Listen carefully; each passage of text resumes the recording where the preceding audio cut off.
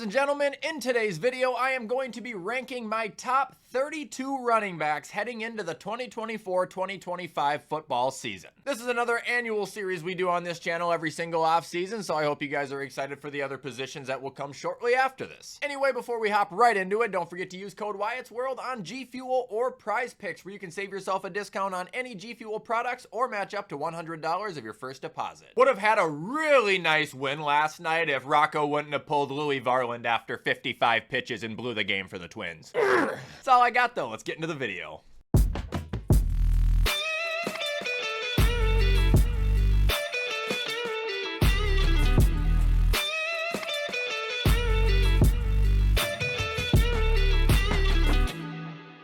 Alright, so I don't know exactly how I did this last year, but I gotta imagine it was an extremely similar fashion. I got an entire tier list here ranked number 1 through 32, and we will be starting at the bottom, working towards the top. But now it's time for some people's favorite part and some people's least favorite part, and that is where we begin with number 32. And some of you guys probably already know who I'm gonna put down here. If you guessed Chuba Hubbard, you are absolutely correct. Somebody's gotta bottom out the list, and there couldn't be a better candidate for it. I don't think this guy has any pop in his step. I think he runs directly into defenders, and I just flat out don't think he possesses one trait in him that is above average. Moving on to 31, we got Ramondre Stevenson. Now, he did have an off year last season, but I think this guy's a good physical runner. He's very good at catching the ball, and he's just got to find more consistent usage, which I'm led to believe with them dropping Zeke and adding Antonio Gibson, he's going to be a 3-down back again. Well, actually, I don't know if he technically ever was, but I think he will be a 3-down back this year. Moving on to 30, we have Tyler Algier. Now, I do think he's a very hard runner. It's just the fact that nobody wants to see him play over Bijan Robinson. Like, tell me when I'm telling lies. I mean, as far as talent goes, he's like a slightly better Javonte Williams. Moving on to 29, we got Khalil Herbert. If this guy had full reps, he'd be a lot higher on the list, and I also think he battles some injuries, but he's extremely shifty, extremely quick, and he's very, very productive with his legs. Pretty underrated. That'll bring us to 28, where we got my man Devin Single McCringleterry. Said it before, I'll say it again. One of the most consistent backs in the league. He's going to average 4.5 yards a carry, run for 800 yards, and get you 4 to 6 touchdowns. Don't let his size fool you either. He can catch the ball and he can get going in a hurry. They call him Motor for a reason.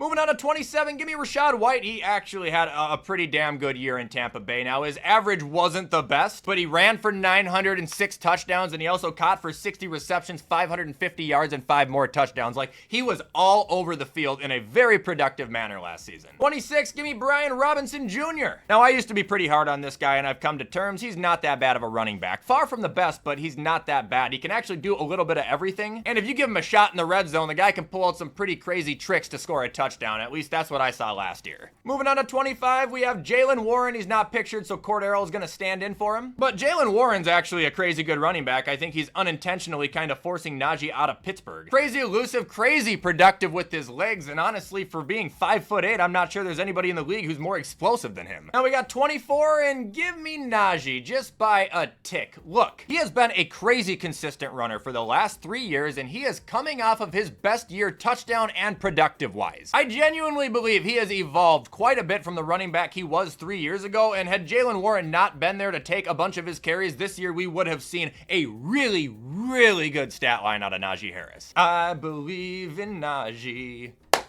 Now on to 23, we have D Swift, and this is always hard because I've always really liked him, but he's always the hardest to give credit to because there's always what ifs surrounding him. First off, the Lions stunk for a couple years, so his stats were held back. Then the Lions were kind of good, but he got a ton of carries taken from him by Jamal Williams. Then he goes to Philadelphia and goes off, but that's the same O-line that made Miles Sanders good. Like, I don't think he's bad. It's just, when are we gonna finally see D Swift in a situation where we can be like, okay, this is who he is. Now we got 22, give me Tony P. Disappointing last year, but was he bad? No. The guy averaged 4 yards a carry, ran for 1,000 yards and 6 touchdowns, and also caught for like 55 receptions. Like, he can hold his own. He is a running back in the NFL. I think he's got some incredible playmaking ability in him. I just think he looked a lot better when he was behind Zeke. And now he's probably gonna get his job taken by Tajay Spears, who's not on this list, but will probably be in the top 15 next year.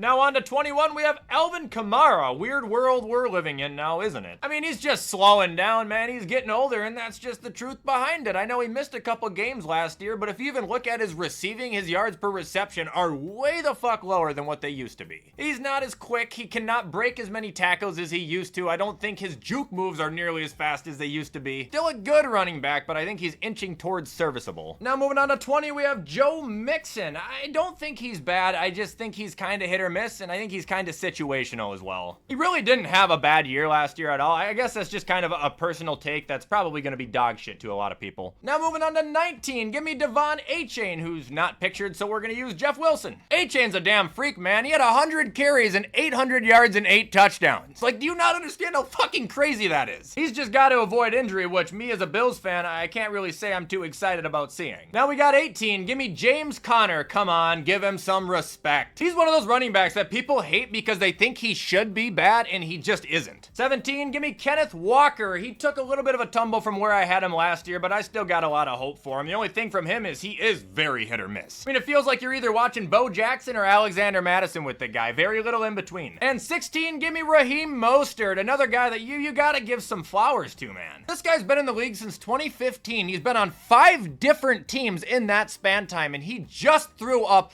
by far, not even close, the best season of his career. 1,000 yards, 4.8 yards a carry, and 18 touchdowns. That's not even looking at his receiving. Like, that is absolutely insane. Now moving on to 15, give me Kyron Williams, who's also not pictured because whoever made this list sucks, but we have Cam Akers standing in for him. Actually, I think I'm just using an old list, to be honest with you, but it was the one I could find with the most people. Anyway, this guy was a shit brick house last year. I mean, he did everything he was asked, and he did it at an absolutely elite level. I mean, playing on the same team as Puka Nacua and Cooper Kupp while being a running back and still getting nearly 1,200 yards and 12 touchdowns, that's an accolade. Like, I mean, that means you're so damn good at your job that they can't be throwing to 2 of the best receivers in the league. Like, that means they have to actually compensate. 14, give me David Montgomery. I'm shocked he made it this high, but I mean, he's a good fucking back. Was always good, was always underrated on the Bears, then he went to the Lions where they drafted Gibbs and everyone thought he was just gonna be a backup, which by the way, to Gibbs, he should be a backup, but I mean, the guy's coming off of a career year. He's never had as many touchdowns as he's just had. He's never averaged as many yards a carry as he just did. There's a lot of teams last year that probably should have grabbed him before the Lions, and they just didn't do it. Moving on to 13, we have Travis Etienne, another guy who I like to think is hit or miss, but then I saw a statistic that said only him and Christian McCaffrey have been the 2 running backs to have more than 1,400 scrimmage yards over the last 2 seasons, and that kind of just puts it to bed. Maybe he just has a dog shit O-line after all. Number 12, give me James Cook. Probably gonna be really high to some people, but as an actual just running back, I think he's one of the most electric and best running backs in the league, but when you look at him as a complete picture, well, he has some obvious flaws, and him not being able to catch a ball is probably number 1. He'll be the running back to get you 90 yards in 3 plays, and you'll throw him a 1-yard slant and he'll drop the fucking thing. Like, it's annoying, but I definitely don't think it outweighs the good. Moving on to 11, we got Isaiah Pikachu. I know I've said this before, and I mean it. He is genuinely as good as the Chiefs allow him to be. I think he's exceptional at every trait. I think the guy punishes the ground he runs on, but it is a given fact that if you are a running back on the Chiefs roster, you are pretty much guaranteed a pretty minimal workload. Now moving on to 10, give me Josh Jacobs, and no, I will not take all of his credibility because last year he decided to lay on the ground and flop like a fucking fish. But he does have bouncing back. If you want to even consider this man to be a top 5 running back again, I need to see him above 4 yards a carry and above 800 fucking rushing yards. I don't think I've ever seen it before this early in someone's career where they go from literally their best season to their worst. Moving on to number 9, give me Aaron Jones, someone that if they stay healthy, they're still as good as they always were. He's been one of the most productive running backs I think I've seen through a 7-year stretch in my life. He's a bully too. Like, he's 5'9", and this guy will knock people around. He'll break tackles. He's a strong little muscle. Just really needs to shave his head because that hairline is awful. Number 8, we got Jonathan Taylor, a man who would have had a much bigger season last year had he not held out, but he deserved every penny that he got, and honestly, I probably would have done the same thing if I was him. I remember when he got picked out of Wisconsin, there was a large group of people who thought that he wasn't going to be very good because he had a ton of carries already on him coming out of college. Well, if you're asking me, I think he's done done just fine. Number 7, give me Breece Hall. Absolute beast. 2 seasons ago, that guy had a major injury. I think it was like a torn Achilles or something. Came back this year, ran for 994 yards, 5 touchdowns, and also caught 76 passes. And number 6, give me Jahmyr Gibbs. Another absolute beast. 945 yards and 10 touchdowns through 182 carries. This guy shoots out of the pocket literally like a bottle rocket is up his ass. Like, he is insane. He is a generational talent. All right, number 5, give me Bijan Robinson. This is another absolute freak of nature talent who I know would have had a much better year last year had he had the proper usage. Have you seen the camera shots of this man, like the aerial ones of him doing his 360s? He's untouchable. This guy moves like something I've never seen before. He looks like he has an X-Factor ability in Madden. Like, it's that crazy. Also, he's not only got an insane ability to get down the field at an exceptionally fast rate and get open, but the guy has got a set of hands like a wide receiver. Moving on to 4, we have Saquads, another guy I used to be really hard on and another guy who shut me the fuck up a couple of years ago when he stopped getting hurt. And I'm not even going to try and reflect on his year from this last year because there is not legitimately a single running back in the league who would have been successful in that situation. A matter of fact, I think 960 yards, 6 touchdowns, and 40 receptions on a team that was constantly alternating quarterbacks and offensive game plans every single week is pretty fucking honorable. Number 3, give me Nicholas Jamal Chubb. This one hurts my heart. He should be number 1 if Minkah Fitzpatrick didn't hold him down and take a sledgehammer to his leg. Through 6 years in the NFL, keep in mind he only got to play like, what, 2 or 3 games of this year? So counting all of the year though, through 6 years, he has ran for 6,500 yards,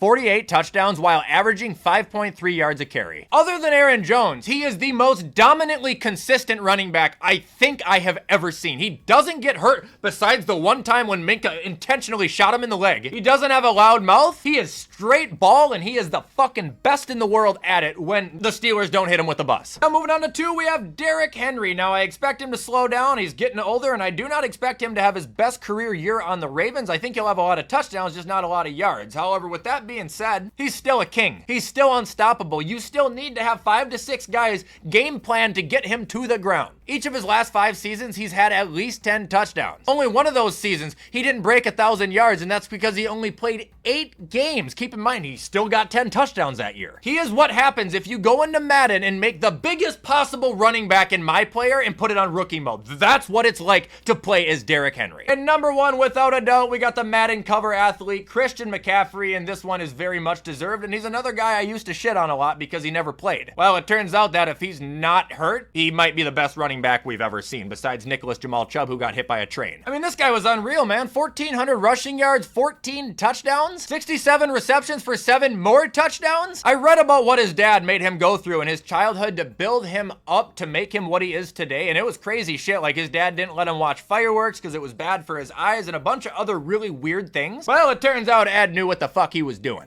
because right now CMC is without a doubt the best running back in the league when the Steelers don't take a baseball bat to Nick Chubb's leg. Alright guys, and that is going to do it for my top 32 NFL running backs currently. Hope you guys enjoyed this video. Let me know where you agree, let me know where you disagree. Also, make sure to show any support to this video if you guys enjoyed it, because you know I appreciate any and all help. However, in the meantime, I'm going to get this edited so you guys can watch it on time. I hope you have a great rest of your Wednesday, and as always, I will see you in the next upload.